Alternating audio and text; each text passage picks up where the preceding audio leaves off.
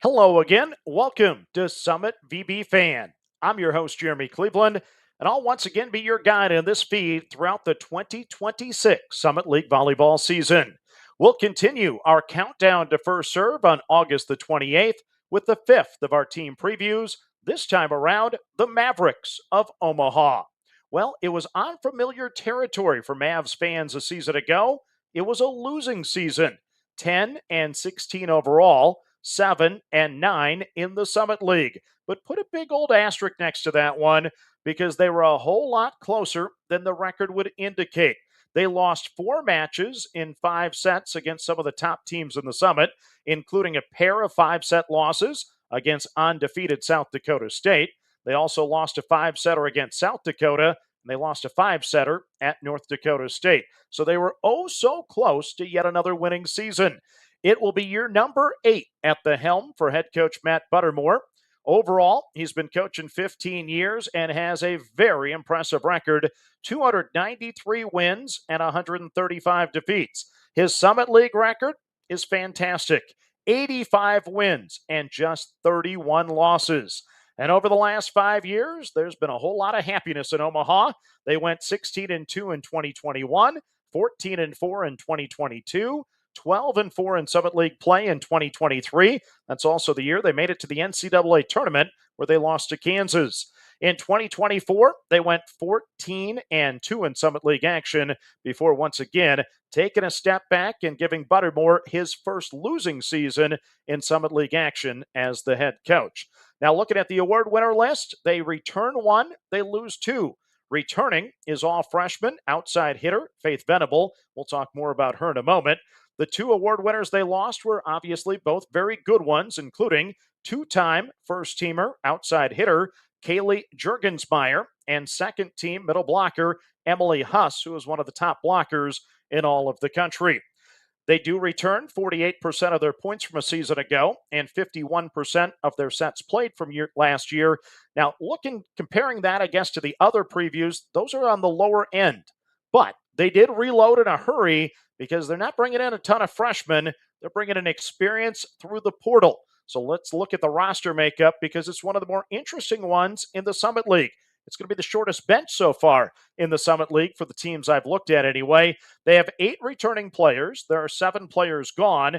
They have 6 new faces, which gives you a total roster of just 14. I think the next lowest we've had so far is South Dakota State with 16. So that's an interesting call out to start. And as some people pointed out on Volley Talk, it's a typical Buttermore type of team.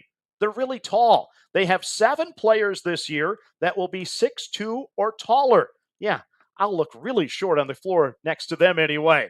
So let's go position group by position group. And of course, I talk about the height. Then I start with LDS. So they lose Grace here. And keep in mind, I'm terrible at pronouncing names. So some people I'm just going to go first name because I'll make a mistake on the other name. And other names I'll just make a mistake on. So there's my disclaimer right away. Grace played 42 sets a season ago. She will not be returning. Returning, though, at LDS for Omaha, first of all, it's Sarah Galligan, a 5'8" junior out of Omaha, Nebraska. So hometown kid, 74 sets played a season ago. She led the team with 213 digs and 2.88 digs per set with a 93.8% reception percentage. So those are some good numbers, and with another year of experience, hopefully she can take a step forward. Also returning at the position is Emma Nash, a 5'5" sophomore out of Overland Park, Kansas. She played 53 sets a season ago, made 1 start, and had a reception percentage of 89.2%. It's kind of nice to see Overland Park on a list and not have to pay $1,000. All the kids' events were in Overland Park. I spent a lot of money on barbecue, but Overland Park normally cost me $1,000 each trip. So, yeah, I didn't have to pay money on this call. So that's a win right there for me. Let's go to page 2. Next up, we go to setter. They lose Davis, who made 6 starts and played 96 sets. 4.86 assists per set a season ago. Returning at the setter position is going to be Julia Owens, a 5'8" junior out of Tempe, Arizona. She made 20 starts last year, played in 95 sets. She led the team with 495 assists, 5.21 assists per set, and has 900 career assists. Bringing in from the portal to challenge her is going to be Maddie Stuesser, a 5'11 junior out of Austin, Texas, a transfer from Charlotte, 7.46 assists per set last season with the 49ers, and she has 1,020 career assists. So you got a couple experienced setters now, both in their junior season. Combine their numbers, they have what? Over 1,900 career assists. So they should be in a good position there at setter with experience and past success. Next up, we go to the outside hitter position, where I'm going to make a crazy statement considering the fact that they lose, once again, a two-time first-team All-Summit player in Kaylee Jurgensmeier, who led the team with 423.5 points, 4.41 points per set, and over 1,000 career kills. But I actually think Omaha is going to be better overall at the position. They also lost Morgan DeBow, 19 starts a season ago, 87 sets played, 1.94 points per set. Part of the reason for my optimism at this position is the high ceiling of Faith Venable. I don't have many connections, once again, in volleyball, but the limited connections I've spoke to have all told me one thing. Faith Venable will be a first-teamer this year, and she's a future player of the year potential in this league. She's a 6'2 sophomore out of Lincoln, Nebraska, all-freshman team a season ago. She started all 26 matches and had 3.71 points per set, and I believe she finished in the top 25 of the summit in 5 different statistical categories. So once again, a well-rounded talent there in Venable. And then a kid who basically broke my model. It's Elizabeth Jacobson, 6'3", junior out of Neola, Iowa. 52 sets played a season ago, 2.21 points per set, 0.83 blocks per set, and she was the number 1 hitter in the summit last year, hitting .368. Yes, she screamed efficiency. She was blowing up the charts once again on all my models I put together. Also returning at outside hitter, Laura Marek, 6'4", sophomore, Brisbane, Australia, 12 starts, 70 sets played, 1.73 points per set. She's on the depth chart as well. If that isn't enough, having an extra year of experience from those 3, look what they add in the portal. They add Maddie Corf, a 5'11 graduate senior from Kansas City, Missouri, a transfer from San Diego State of the Mountain West, now of the Pac-12. She had 784 career kills, 2.51 points per set in 2025, and 2.28 digs per set. That should be a very, very nice add there. They also bring back a hometown kid, Hayden Hart, 5'10 sophomore from Omaha, Nebraska. Transfer from Oral Roberts here in the Summit League. She led the Golden Eagles a year ago with 221 kills, 2.57 per set. She was the number 3 player at her position and the number 14 overall recruit in the Nebraska class of 2025. And once again, talk about getting experience. A second-year player, a graduate senior, both were starters, both significant kills per set. Very nice additions to the outside hitter position. So even though they lose a 2-time All-Summit League player, I like where the Mavericks are sitting at outside hitter here for 2026. Next up on the list, we go to outside hitter right side. They didn't have anyone designated the position a year ago, so they didn't lose anybody. They have no one returning, but they do add someone, and it's a name from my backyard. It's Cora Metcalf, a 6'4 freshman from West Fargo, North Dakota. She was number 1 at the position, number 5 overall recruit in the North Dakota class of 2026. VB Adrenaline likes her as a Division I Orange. Her sister is a great college basketball player at nearby Concordia College across the river in Moorhead. Had the PA announcer send me a text message saying she's fabulous. And oh, by the way, Cora, high expectations locally here. A lot of people believe she'll be an all-freshman this year, so can't wait to see how she does with the Mavs. And I think everyone locally has circled September the 26th when Omaha comes back to Fargo and Metcalf has her homecoming in front of the Fargo fans. So can't wait to see that match on September the 26th.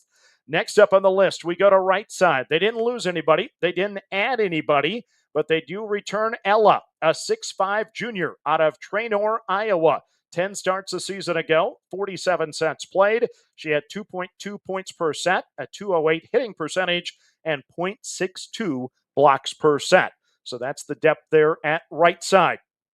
Next up, we go to middle blocker, and they lose a big-time defender here, of course, and Emily Huss, second team All-Summit. She started all 26 matches, led the team and the Summit with 153 blocks, and ranked number 4 in the country. She was a presence defensively with 1.61 blocks per set. So it is going to be tough to replace her, that's for sure. Now, Tori, a 6'3 senior out of Oxford, Mississippi, does return. She made one start, 13 sets played a year ago. She started her college career at Southern Mississippi, Southern Miss, with 1.27 blocks per set in 2024. So we'll see what type of development she had in the offseason and if she's ready to take a step forward and be a major contributor this season. If she's not, they did go to the portal. Not the portal. They went to a freshman, I guess.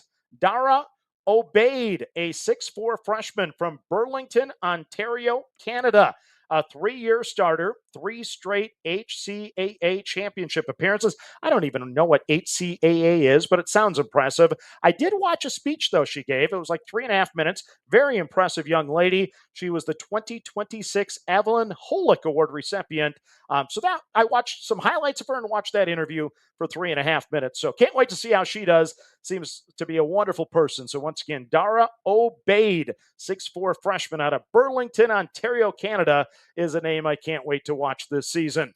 Next up, we go, and this one, libero. I just know it means free, okay? That's what I know because I've tried to pronounce it 17 different ways. I can't pronounce anything, so I'm just going to call it libero, okay? It just means to be free. They didn't lose anybody. They didn't return anybody, but they do have a freshman incoming. It's Kate Schrotlin, a 5'5 freshman out of Loveland, Colorado. She was a national top 150 recruit, number 2 at the position, number 5 overall in the Colorado class of 2026. So once again, a player that we expect to be an immediate impact this year for the Mavericks, being a top 150 national recruit. Next page, if my screen works here. Hopefully I didn't miss anything there. No, okay. So other positions, DS and RSMB. Michaela played 71 sets last year at DS. She is gone. And then Spilker, right side middle blocker, made 10 starts last season, played 48 sets, 1.21 points per set, is gone as well. So those are 2 more of the departures. And at those positions, no one returning, no one added. So that completes the roster breakdown. Once again, only 14 players on the Mavericks roster for this season. Hopefully they can avoid the injuries because they don't have a ton of depth. But I believe they have a lot of quality on this roster to make some noise this season. But what do I know, right? Let's look at their non-conference schedule. The softest schedule, probably in the Matt Buttermore era. But as he reloads the roster, I think it was very strategic and probably the right move for Omaha this year. Average Massey rank for the opponents, 159.8. They actually start with a tough one. They still have 4 top 100 opponents on the list, so I shouldn't call it that soft. They just have some bottom-end teams that maybe they haven't played before. Washington State on the road right away to start the year. Great measuring stick. If they win that one, then the stock is going to be sky high on Omaha, that's for sure. Then after that, also in Pullman, they're going to play Central Michigan. After that, they come home for a trio of games, taking on Western Michigan, Louisiana Tech, and Chicago State. Hopefully 3 W's there that they can stack. After that, they go to Flagstaff, Arizona to take on Northern Arizona, UC Riverside, and a top 100 match there against Grand Canyon. Then on September the 15th, they go to Des Moines to take on Drake, a top 100 program. And then they wrap up the home non-conference season against a Power 4 opponent coming to town. It's the Wildcats of Kansas State, top 30 Massey team from a season ago. So very nice cherry, I guess, on top to wrap up the non-conference schedule. Looking at this, what is this? 10 different matches, 4 at home. Once again, 4 top 100 opponents. Yeah, I'm not sure exactly where to go with the Mavs. Like I said, I'm higher on this team than a lot of people. My gut is that the Mavericks go 8-2 or 7-3 here in the non-conference. That'll be my prediction right now.